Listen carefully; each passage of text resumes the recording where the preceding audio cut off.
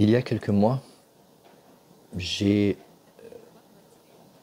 suis tombé plutôt sur une information qui m'a fait, j'étais extrêmement touché par cette information. Une personne qui m'est extrêmement chère.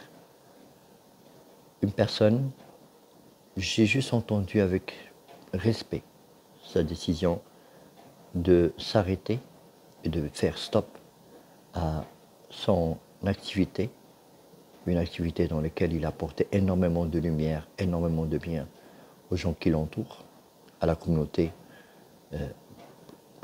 des personnes qui l'ont connu.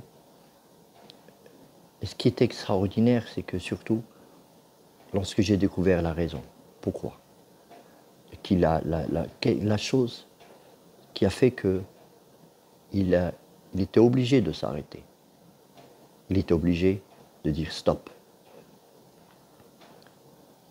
Et cette raison, c'est exactement la même chose qui m'avait moi aussi, à un certain moment, obligé de dire stop.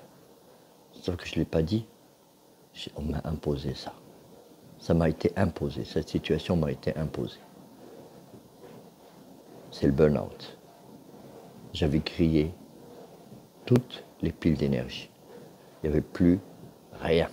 Il n'y avait plus aucune goutte d'essence ou de fuel ou de carburant dans les réservoirs. J'avais tout épuisé. Les batteries étaient vides, étaient à chasse. Et ça faisait très longtemps qu'il y avait, sauf que je ne voulais pas le voir. Je pensais que j'étais capable, j'étais toujours capable. J'ai une pensée à cet ami, une grande pensée à cet ami. Je respecte beaucoup son choix et je le félicite parce que lui, il a pu le faire par prise de décision. Il a décidé. Et j'ai plaisir chaque fois à lire quand je lis certains de ses newsletters ou autres. Je suis extrêmement heureux de voir qu'il est toujours là, qu'il est toujours sur son chemin et qu'il va à sa vitesse. Son objectif est toujours le même, il est toujours dans le partage et il se respecte.